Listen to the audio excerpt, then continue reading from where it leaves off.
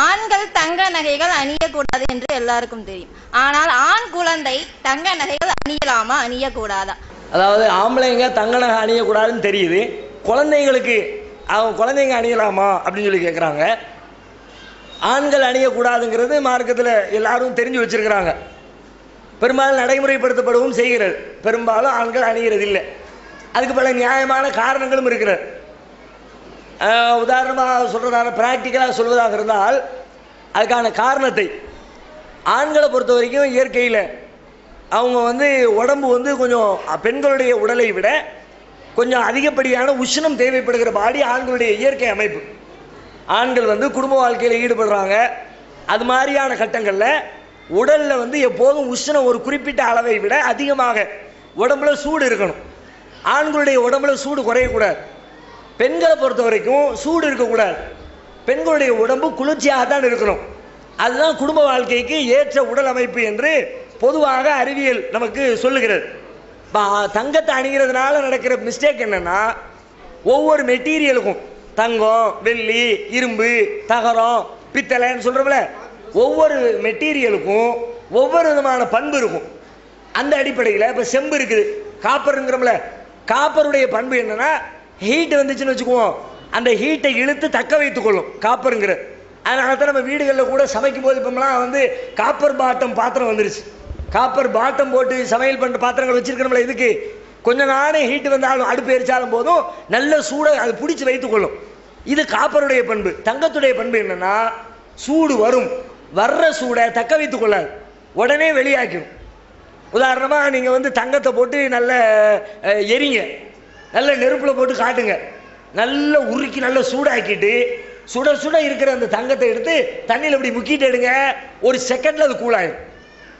ஒரு இரும்பை எடுங்க, இரும்பை எடுத்து நல்லா சுட வைங்க, நல்ல நெருப்பு கங்கு மாதிரி பழுக்க வைங்க, பழுக்க வச்சுட்டு தண்ணியில் எடுத்து முக்கிட்டு பாருங்க, முக்கின பிறகு நெருப்பு கங்கு அப்படி இருக்கும். கங்கு அணையிறதுக்கு ரொம்ப நேரம் ஆகும். ஆனால் தங்கத்தில் என்ன ஆகும் தெரியுமா, ஒரு செகண்டில் அந்த சூடு போயிடும். என்ன காரணம்னா, தங்கம் என்பது சூட்டை வாங்கும், வாங்கின சூட்டை வெளியில் விட்டுரும். இப்போ ஆண்கள் அவங்களுடைய உடம்புல தங்கத்தை போட்டாங்கன்னா உடம்புல இருக்கிற சூட்டை தங்கம் இழுக்கும், இழுத்து வெளியில் கடத்திக்கிட்டே இருக்கும். அப்போ உடம்புல இருக்கிற உஷ்ணத்தினுடைய அளவு குறைந்து கொண்டே இருக்கும். பெண்களை பொறுத்த வரைக்கும் அது தேவை. பெண்களுடைய இயற்கை அமைப்பில் அவங்களுடைய உடலில் இருக்கிற உஷ்ணம் குறையணும், அதுக்கு தங்கத்தை போட்டுக்கிறாங்களா, தங்கம் உடம்புல இருந்து உஷ்ணத்தை எடுக்கும், எடுக்கிறத வெளியில் அனுப்பிக்கிட்டே இருக்கும், பிரச்சனை கிடையாது. இது மாதிரியான சில நடைமுறை ரீதியான பல தத்துவங்கள் இருக்கிறது. அதன் அடிப்படையில் இஸ்லாமும் சொல்லி இருக்கிறது. இப்போ அவங்களுடைய கேள்வி என்னன்னா, ஆம்பளைங்க பெரிய ஆட்கள் போடக்கூடாதுன்னு தெரியும், குழந்தைங்களுக்கு போடலாமா அப்படிங்கிறதான் கேள்வி. குழந்தைங்களை பொறுத்த வரைக்கும் குழந்தை தங்க நகை அணிந்திருந்தார், ஒரு 2 வயசு புள்ள ஆம்பளை பையன் தங்க மோதிரம் போட்டிருந்தான், அதுக்காண்டி அல்லாஹ் அவன் மீது குற்றம் எழுத மாட்டான். நீ ஏன் தங்க நகை போட்டேன்? ஏன்னா அவனுக்கு விவரம் தெரியாது. விவரம் அறியக்கூடிய அந்த பருவ வயதை அடைகிற வரைக்கும் குழந்தை செய்யக்கூடிய எந்த தப்புமே கணக்கில் எடுத்துக்கொள்ளப்படாது. எந்த தப்பு பண்ணாங்கிறதான் அல்லாஹ் அதை கேள்விக்கு கொண்டு வரவே மாட்டான். ஆனால் பிரச்சனை என்னன்னு கேட்டா, இந்த தங்கத்தை புள்ளையா போட்டுக்குச்சா, புள்ளைக்கு நாம போட்டு விட்டோமா? 2 வயசு பிள்ளை அதே போய் காசு கொடுத்து சம்பாதிச்சு கடையில் போய் அளவு கொடுத்து மோதிரத்தை வாங்கி மாட்டிக்கிச்சா, அல்லது நம்ம பிள்ளைய தூக்கிட்டு போய் சிரமப்பட்டு சம்பாத்தியம் பண்ணி அளவு கொடுத்து மோதிரத்தை வாங்கி கையில் மாட்டினோமா? மாட்டி விட்டது நாம. நமக்கு விவரம் தெரியுமில்ல, நமக்கு கேள்வி உண்டு. பிள்ளைக்கு கேள்வி கேட்க மாட்டான்ல. ஆம்பளை பிள்ளைக்கு போடக்கூடாதுன்னு இருக்குத, நீ எதுக்கு போட்ட அப்படின்னு அல்ல நம்ம இடத்துல கேள்வி கேட்போம். அந்த கொஸ்டின் இருக்கு. அதனால பெற்றவங்க என்ன பண்ணணும்னா, இப்போ பிள்ளைங்க தப்பு செஞ்சாலும் சரி, நன்மை செஞ்சாலும் சரி, நாம பெரியவங்க அதை சரி பண்ண வேண்டிய இடத்துல இருக்கிறவர்கள் சரி செய்யணும்.